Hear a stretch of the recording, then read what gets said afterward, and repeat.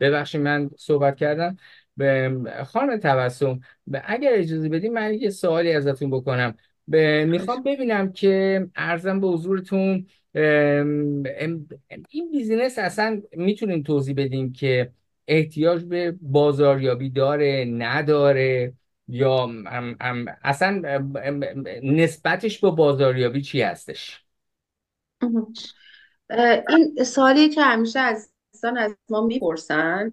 ببینید شما هر بیزینس دیگه ای رو که ران کنید، حتی توی آفلاین، مثلا من میخوام سنجاق سر بفروشم یا روسری بفروشم، به هر حال احتیاج هستش که من بازاریابی برش داشته باشم، مارکتینگ برش داشته باشم، حالا یه بروشوری برش درست بکنم، یا بگم به آدما، به همسایه‌ام بگم که تبلیغ، به فامیلیم بگم بیاین به دیگران منو معرفی بکنن. به هر حال بیزینسی که ما داریم روش کار میکنیم سوشال مدیا مارکتینگ هست و ما مارکتینگ میکنیم و همین کارهایی که داریم میکنیم جز مارکتینگ ما محسوب میشه و ما این ادورتایزینگ رو انجام میدیم. حالا نه به شیوه گذشته، به ما یاد میده این بیزینس که چه مدلی ما میتونیم ادورتایزینگ کنیم یا بازاریابی کنیم. اینطور نیست که ما بریم بخوایم از فامیلمون، خواهرمون، برادرمون که مثلا بیاین حالا تو بیزینس ما شرکت بکنیم. به صورت خیلی شیک و به صورت خیلی مدرن و به صورت خیلی تکنیکال این بیزینس به ما یاد میده که ما چجوری بتونیم بازاریابی بکنیم که کل دنیا، جایی که ما انتخاب میکنیم، کشورهایی که ما انتخاب میکنیم، آدمایی که ما انتخاب میکنیم، ما رو ببینن، مارکتینگ ما رو ببینن، تبلیغات ما رو ببینن. امیدوارم که جواب سوال شما رو داده باشم آقای آرش. بسیار عالی، بسیار عالی. و ارزم به حضورتون، میخوام ببینم ما تو این بیزینسمون خانم تبسم، آیا باید جنسی رو برگردیم بفروشیم، پروداکتی رو باید تبلیغ برگردیم بکنیم، یا مثلا مسئول فروش اجناس کمپانی میشیم، یا به چه صورتی هستش؟ ببینید ما خب مسلما کمپانی یک پروداکتی داره، ولی ما اصلا پروداکت رو تبلیغ نمی کنیم. ما سوشال مدیا مارکتینگ درس میدیم.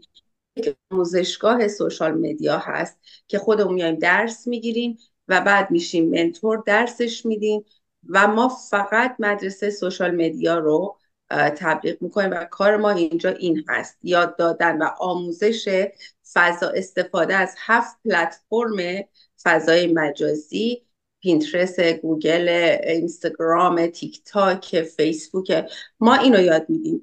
پروداکت اصلا به ما ربطی نداره، که اصلا به ما ربطی نداره، ما در مورد پروداکت اصلا حرف نمیزنیم. اون قسمت کار به ما مربوط نمیشه، به خود کمپانی و فعالیت های کمپانی مربوط میشه. درست میفرمایید.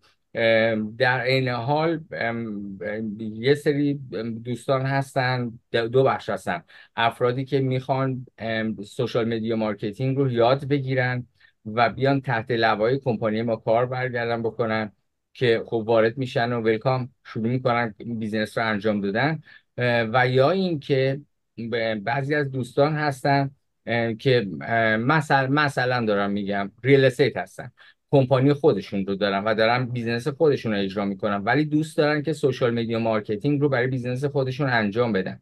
در بله. این حال این سوشال مدیا مارکتینگ رو وقتی اگر بخوام برن تو کالج ها بخوان یاد بگیرن، یه توی با قیمت های مختلف 15 تا 18 19 هزار دلار هزینهش هستش که در حد 8 ماه 9 ماه حداقل زمان میبره و میتونن برن اونجا برگردن یاد بگیرن. ولی دقیقا وقتی با کمپانی ما برمیگردن شروع میکنن همون مطالب رو در عرض مثلا همون چیزی که عرض کردم، مثلا یه چیز هولوش 2 ماه میتونن برگردن در رابطه با بیزینس خودشون انجام برگردن بدن، و هزینه‌ای که برمیگردن پرداخت میکنن شاید 1/3 1/4 اون چیزی هستش که تو کالج میخوان پرداخت کنن، در برای به درد اون دوستان رو هم میخوره. آقا جلال، میخواستم ازتون یه سوال بکنم که اصلا این بیزینسی که ما داریم اصلا احتیاج به سرمایه گذاری داره، یا اگر اینی که داره چقدر هستش، یا اگر اینی که جنس سرمایه گذاریش یه چیز دیگه هستش اونو بفرمایید. یه توضیح اگه ممکنه بفرمایید لطفا. عرضم خدمتتون باشه. ببین، حالا اسمش رو بخوایم بذاریم سرمایه گذاری یا اسمش رو بخوایم بذاریم در حقیقت هزینه دوره مثلا آموزشی، حالا میشه هر اسمی روش گذاشت، ولی برای ورود به این بیزینس دیگه حتی بستگی داره چه کشوری باشیم، برای همون نمیشه مبلغ دقیقی رو کلا در موردش صحبت کرد، چون بستگی داره. قیمت خب در تمام کشور میشه گفت یکیه، ولی چون مالیات ها یکی نیستش، با مثال من تا جایی که متوجه شدم اگه اشتباه نکنم در مثلا کانادا 13%، ایالتی که شما هستید در همه روی همه محصولات هم کلا 13% مالیات پرداخت میشه. و فرانسه 20%. امکان داره انگلیس متفاوت باشه. به اضافه اینکه خود تبدیل واحد پول هم با هم بی تفاوت داره. اینه که نمیشه قیمتی رو، مبلغی رو گفتش که برای همه کشورها بخواد یکی باشه، ولی بر اساس دلار بخوایم حساب کنیم یه سری از حدود 3000 خورده دلار شروع میشه، پکیج های مختلفی که وجود داره، تا در حقیقت رنج بالای 10,000 تا 12,000 تا که میتونه متفاوت باشه. 12,000 دلار دلار. امریکایی در حقیقت. بعد ارزم خدمتتون باشه خب اینا باز اون بستگی داره، برمیگرده کسایی که بیان داخل دوره ترایال، اونجا هم یه سری ویدیوهایی هستش که میتونن ببینن، هم به هر حال میشه براشون توضیح داد که چگونه میتونه تاثیر بذاره بر اساس پکیجایی که تعیین به اصطلاح کلا برای ورود در نظر میگیرن. در بخش آموزش تأثیری نداره، یعنی همه آموزش برای همه موارد یکی هستش، ولی در زمان درآمدزایی میتونه اثراتی داشته باشه که اونو در دوره ترایال میتونیم در موردش بیشتر صحبت کنیم و گفتگو کنیم و توضیح بیشتری هم بدیم. بسیار عالی، خیلی ممنون ازتون. به خانم نصرن، من اگر ممکنه این صحبت رو بفرماییم که وقتی که ما وارد مرحله آموزشی میشیم و آموزش های لازم رو میبینیم، جامپ میکنیم و میریم روی مرحله درآمدزایی. تو مرحله درآمدزایی مثلا من نوعی اگر اینه که ارزم به حضورتون مرحله آموزشی رو به صورت خیلی خوب و حرفه‌ای پاس کرده باشم و تمام مطالب رو یاد گرفته باشم، اگر بیام توی مرحله درآمدزایی میتونم چه حداقل و حد اکثر درآمدی که میتونم داشته باشم تابع چه چیزایی هستش، چیا باعث میشه که من این درآمدم بخواد بالا بره پایین بیاد و مقدارش مطمئن هستم که مقدارش برای افراد مختلف متفاوت هستش با شرایطی که دارن و اون بیزینسی که دارن اجرا میکنن داخلش. ولی اینکه میخوام بدونم که اصلا تابع چه چیزایی، مهمترین چیزایی که تاثیرگذار هستش که برای اینکه من درآمدم بالا بره یا پایین بخواد برگرده بیاد چی هستش.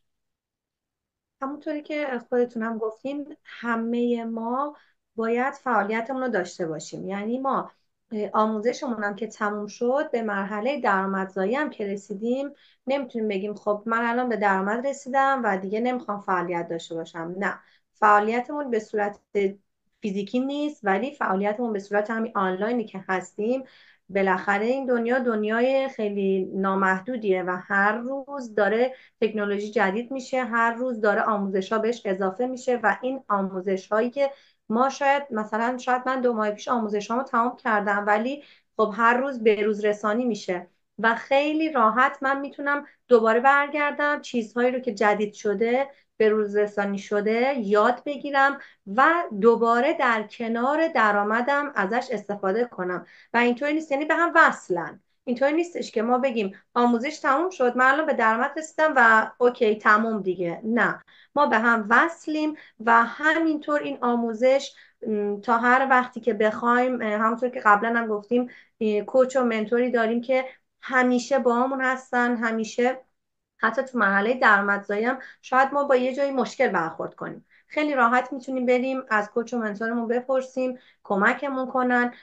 بگیم مثلا من الان میخوام این کار رو انجام بدم، اما خب یه جای مثلا تو فیسبوک جلوی من اینجا رو گرفته نمیتونم. خب منتوری که هستش، کوچی که هستش، خیلی راحت میتونه تو رو یاد بده، نگاه کنه و همه جوره با هم وصلیم. و به خاطر همین نمیشه گفت که خب من به درآمد رسیدم و الان دیگه پایان کارم. نه، اگر میخوایم پیشرفت کنیم، اگر میخوایم واقعا به اون نیرویی که میخوایم برسیم، هر کدوممون هدف داریم دیگه. هدفمون این نبوده که اوکی من بیام این بیزنس رو شروع کنم و بذارمش به امون خدا.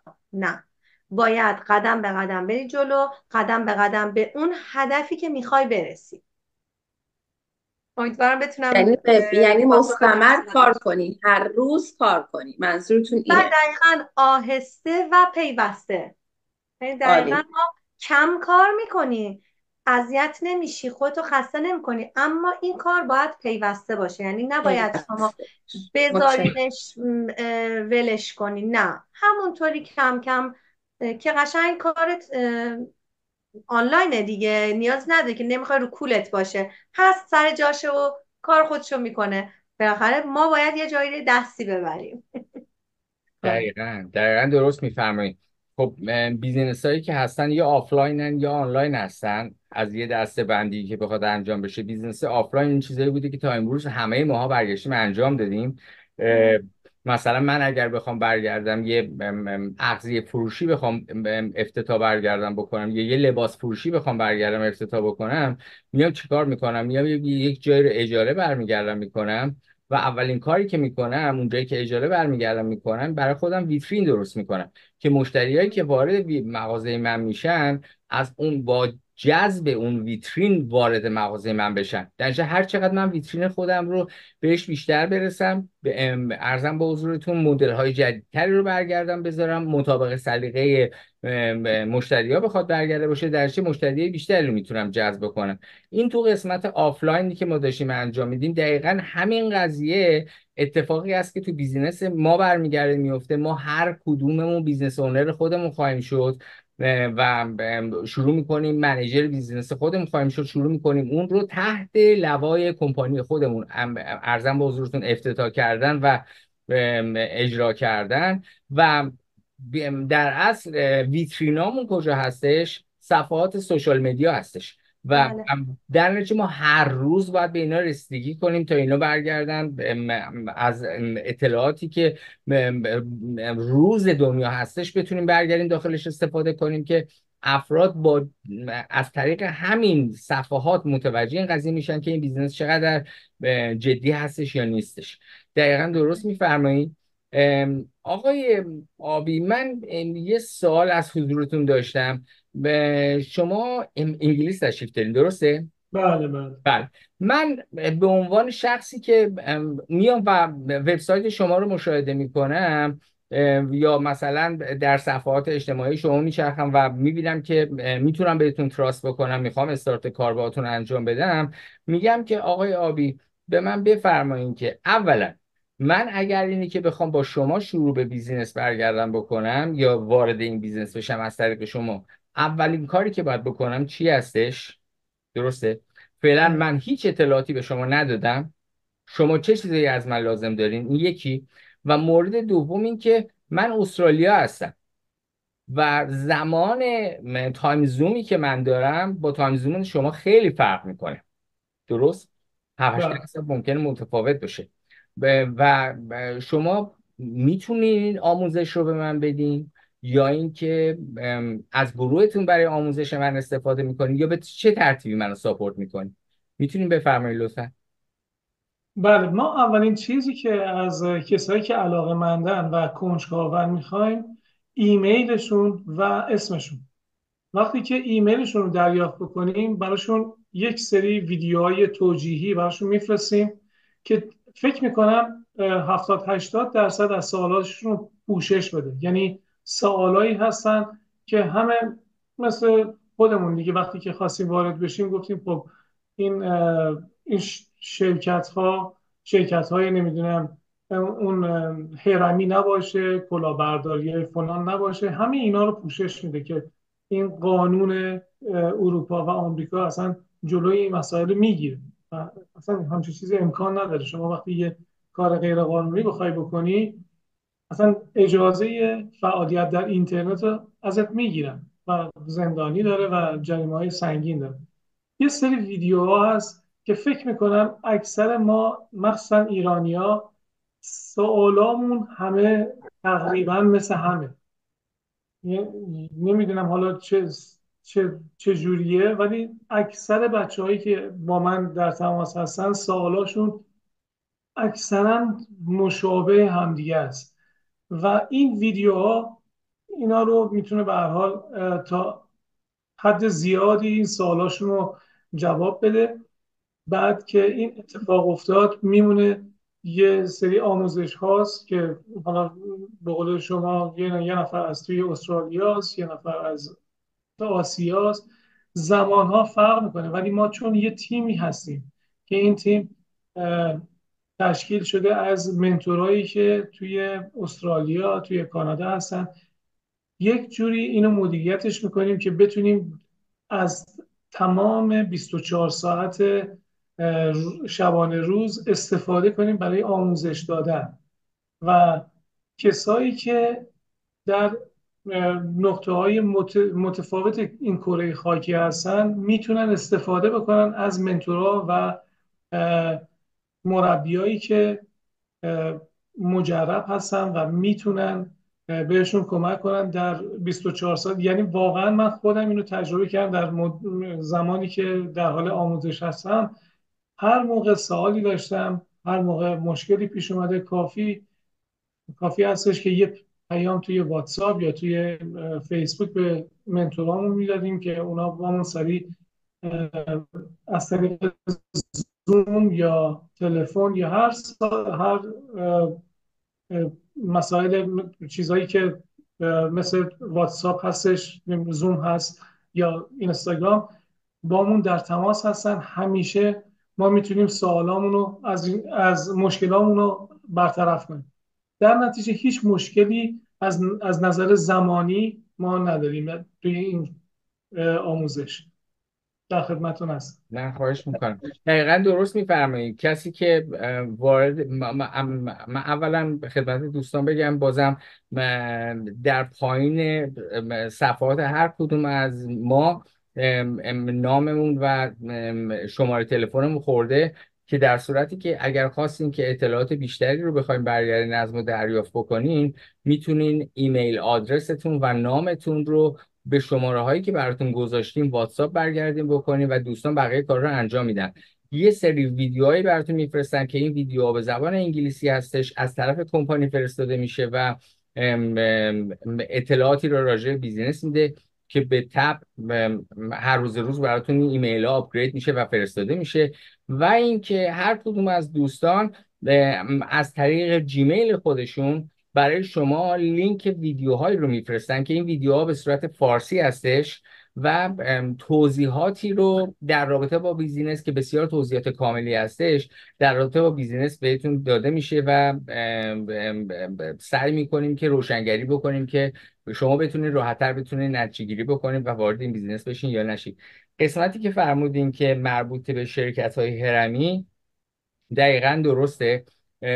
یک بخشی اصلا از ویدیوهایی که ما براتون میفرستیم این هستش که اصلا ما چجوری میتونیم ثابت بکنیم که این بیزینس هرمی هستش یا نیستش و به صورت منطقی و به صورت ریل براتون توضیح میدیم که برنامه به چه صورتیه. و نه، این بیزینس من گارانتی میکنم این بیزینس جزء چیز نیستش، جزء بیزینس های هرمی نیستش و شرایط بیزینس هرمی رو نداره. و فقط کوچکترین چیزی که میتونم بگم حداقل در رابطه با کانادا و امریکا هستش که افرادی که چه داخل یعنی ایجاد بیزینس هرمی میکنن و توی بیزینس هرمی شروع میکنن کار کردن، مینیموم محکومیتی که براشون ایجاد میشه $200,000 به همراه حداقل 1 سال زندانی هستش. در چه ما هم هر کدوممون برای خودمون جایگاه خودمون رو داریم، با سختی‌های خودمون اینجا تونستیم جایگاه خودمون استبلیش کنیم و نمیخوایم خدشه ایجاد بشه بهش. نه، ما هم حواسمون جمعه، میدونیم این بیزینس اصلا گارانتی به صورت هرمی نخواهد بود. اینو من بخواستم فقط اطمینان خاطر بهتون برگردم بدم. میرم ببخشید از پرشونگی من میرم سراغ آقا محسن. آقا محسن عرضم به حضورتون، فقط به من اینو بفرمایید لطفاً. من اگر اینی که همونطور که عرض کردم مثلا استرالیا هستم و شما در امریکا قرار دارین، آیا ساعت کار یعنی ساعت ترینینگ که شما میخواین به من بدین رو به شما تنظیم میکنین یا من تنظیم میکنم، یا به چه صورتی میشه این کار کرد با توجه به اینکه تایم زوممون با هم فرق داره؟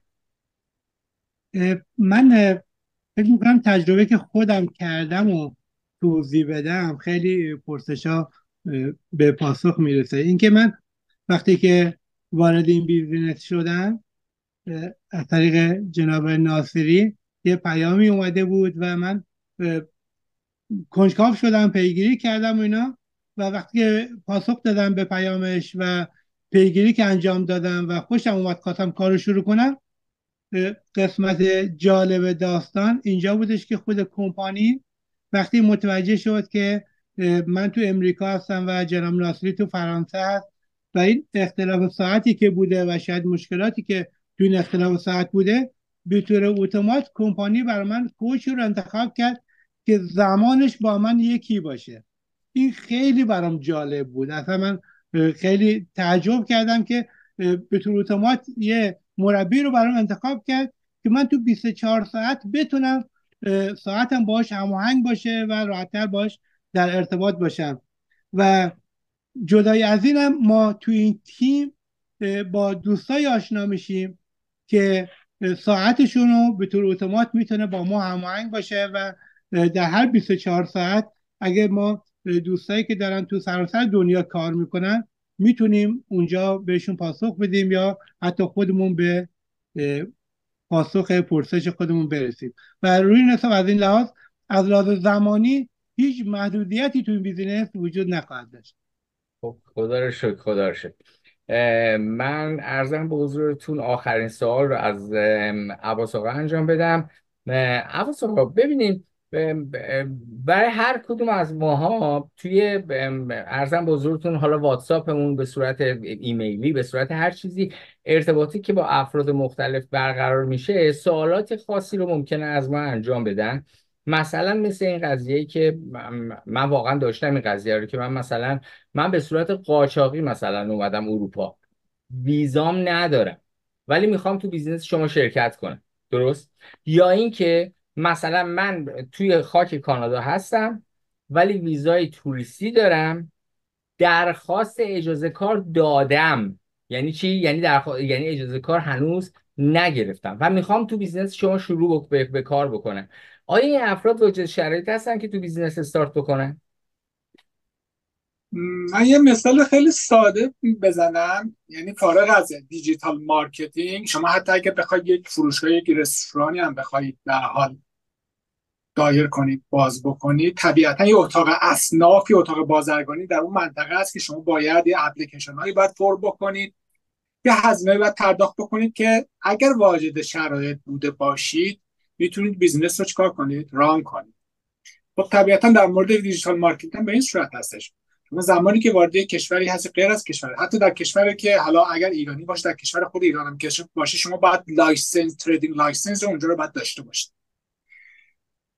ولی زمانی که به یک کشور خارجی حالا مهاجرت میکنید، طبیعتا پله اول داشتن ویزای اقامت هست یا داشتن اجازه کار. اجازه کار هست. شما اجازه دقیقاً اون بیزینس رو ران کنید و شروع بکنید. در مورد دیجیتال مارکتینگ دقیقاً همینطوره. شما اگر ویزای اقامتی نداشته باشید در اون کشور، شما رو واجد شرایط برای کار، چه به صورت آفلاین یا به صورت آنلاین اگر نباشید، طبیعتا اجازه همچین کاری رو ندارید. و این نکته خیلی احتمال خیلی نکته خیلی مهمی است و جدی بودن و باثبات بودن این کمپانی رو میرسونه که خیلی دقیق هست و افرادی رو وارد این کمپانی میشن که اجازه فعالیت داشته باشن که هیچ مشکلی از نظر مسائل ایمیگریشنی نداشته باشن که بتونن شروع به کار بکنن. و در مورد اینکه حالا اگر به صورت قاچاق اومدن و اینا، خب طبیعتا همه میدونن کسایی که به صورت قاچاق اومدن طبیعتا به صورت قاچاقی باید کار بکنن. ولی با توجه به این ذات این دیجیتال مارکتینگ و این کمپانی که ما هستیم، طبیعتا باید 100% قانونی باشه و تابع اون کشوری که شخص هست باید باشه. در غیر این صورت شخص جایی نداره در این بیزینس مارکتینگ و باید این شرایط رو داشته باشه که نشون بده و بتونه مستمر و با فعالیت خودش بتونه به اون هدفی که میخواد برسه. دقیقاً درست اگر میفرمایید. نه دقیقا درست فرمودین، دقیقاً. دقیقا درست و کامل فرمودین. و تو هر فردی که وارد یک کشور جدید میشه، فارغ از این که باید استاتوس قانونی ایمیگریشنی خودش رو داشته باشه، اگر بخواد تحصیل کنه باید اجازه تحصیل داشته باشه. حالا این اجازه تحصیل ممکن هستش در لوای اون اجازه ایمیگریشنی که بهشون داده شده و وارد اون کشور شدن بهشون اعطا شده باشه. مثلا اگر من به صورت ایمیگرنت دائم وارد کانادا برمیگردم میشم، اتوماتیکلی اجازه تحصیل باهاش میاد. درسته؟ اگر کسی میخواد کار بکنه قطعا باید اجازه کار براش داشته باشه. این بیزینسی هم که ما انجام میدیم خب چی میگن، از بیزینس های دیگه جدا نیستش، باید یه شرایطی داشته باشه. درسته ما تا الان برگشتیم گفتیم که زبان در حد کم، تحصیل خاصی لازم نداره، تجربه کار خاصی لازم نداره، 2 تا 3 ساعت زمان در روز احتیاج داره، اینا رو برگشتیم گفتیم. ولی شرط اصلی این قضیه این هستش که شما حتما برای ورود به این بیزینس، یا اصلا بالکل بگیم به هر بیزینسی در کشوری که وارد شدین، شما باید یا اجازه قانونی کار داشته باشین یا ویزایی داشته باشین که اون ویزا اجازه قانونی کار رو به شما اعطا کرده باشه. دقیقا شما درست فرمودین که به چه صورتی.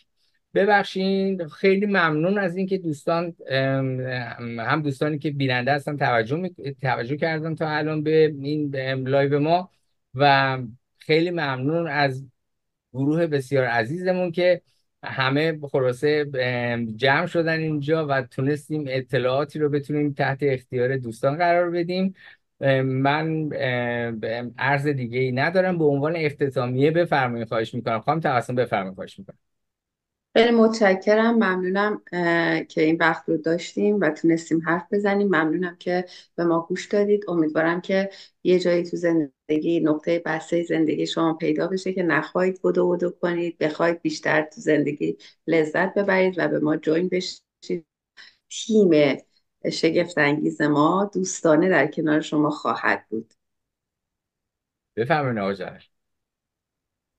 من تنها موردی که میتونم بگم، عزیزایی که حالا جا تو این لایو یا لایو دیگه به هر حال به شکل دیگه صدای ما رو میشنون یا خواهند شنید، امروز اون ور دوربین به عنوان به هر حال یک مخاطب هستن، ولی اگر یک زمانی تصمیم بگیرن شروع کنن این بیزینس رو، میشن یک همراه ما، میشن در حقیقت یکی از خود ماها.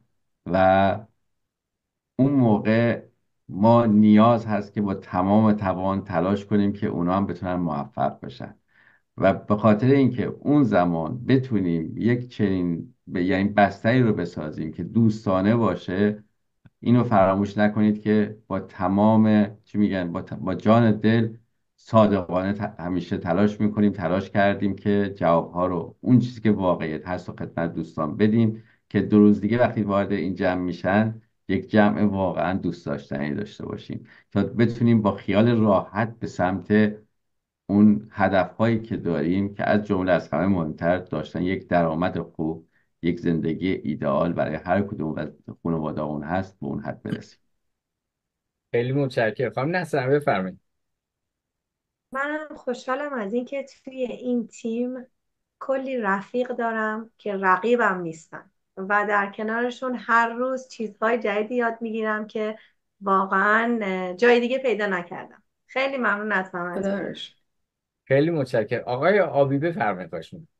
خواهش میکنم. منم از همه شما تشکر میکنم و واقعا لذت میبرم در جوار شما عزیزان و باعث افتخارمه که دوستای بسیار خوب و فریخته‌ای پیدا کردم توی این بیزنس. و به بینندگان که ما رو دارن میبینن، فقط میخوام یه کلمه از یکی از دوستامون خیلی وقت پیش به من گفت بعضی آدما کوه طلا رو نشونتون میدن. این دیگه بستگی به تو داره که سمت کوه طلا بری یا مسیرتو عوض کنی یه مسیر دیگه بری. این به خود شما بستگی داره که به کدوم سمت میخوایم بریم. درود بر شما. خیلی خوشحال شدم در فوق‌العاده بود. عالی بود، عالی بود. آقا محسن بفرمایید. منم یه جمله پایانی میخوام بگم. امیدوارم که برای اونایی که مخاطبین ما هستن براشون یه نکته داشته باشه، اینکه ما آدما معمولا همیشه حسرت کارهایی رو میخوریم که انجام ندادیم و شاید شما که الان دارین این برنامه رو میبینین اونایی باشین که از این طریق، از این بیزینسی که ما پیشنهاد میدیم، زندگیتون دگرگون بشه و این حسرت تو دلتون نمونه. اینو فقط میخوام بگم من. آفرین، انشالله انشالله. آفرین. عباس آقا بفرمایید، خواهش میکنم. من فقط دو تا کلمه میتونم بگم که وارد شدن به بیزینس دیجیتال مارکتینگ تقریبا با دوستان خیلی خوب و واقعا لایق و با تجربه، این بیزینس یک تولد دیگه ای هست برای هر شخص این تیم میشه وارد این بیزینس میشه، یه تولد دیگه ای هست و این من خیلی یه سورپرایز خیلی بزرگی هست. اینو واقعا ته دلم بگم و امیدوارم که مثمر ثمر باشم در این تیم و بتونیم همیشه به صورت مستمر روز به روز بتونیم اعتماد افراد دیگه رو جلب بکنیم با صادقانه بودن و دادن اطلاعات دقیق و درست به دور از هر مسئله حاشیه‌ای که بتونه این گروه و این تیم رو بزرگتر بکنه و در آخر هم موفقیت و داشتن یک زندگی که به هر حال همیشه دنبالش بودیم و به قول معروف رسیدن به رویاهامون، یعنی واقعا به رویاهایی که به هر حال در فکرمون داریم در عمل بتونیم بهش برسیم. صحبت دیگه ندارم. درود بر شما. متشکرم، بسیار عالی. من دوباره عرض میکنم اطلاعات هر کدوم از ما در زیر صفحه ناممون و تلفنمون که به صورت واتساپی هستش آورده شده. لطف بکنین در صورتی که اطلاعات بیشتر خواستین با هر کدوم از ما فرقی نمیکنه، میتونین برگردین ایمیل آدرستون و نامتون رو بفرستین تا ما بتونیم هم براتون ویدیو انگلیسی هم ویدیو فارسی براتون بفرستیم و علاوه اینکه در صورت نیاز میتونیم باهاتون زوم میتینگ هم برقرار بکنیم و بتونیم جلسه یک به یک بذاریم و اطلاعات بیشتری رو تحت اختیارتون بذاریم. خیلی ممنون که به این جلسه توجه کردین. همگی رو به خدا میسپاریم، انشالله تا یک شنبه آینده.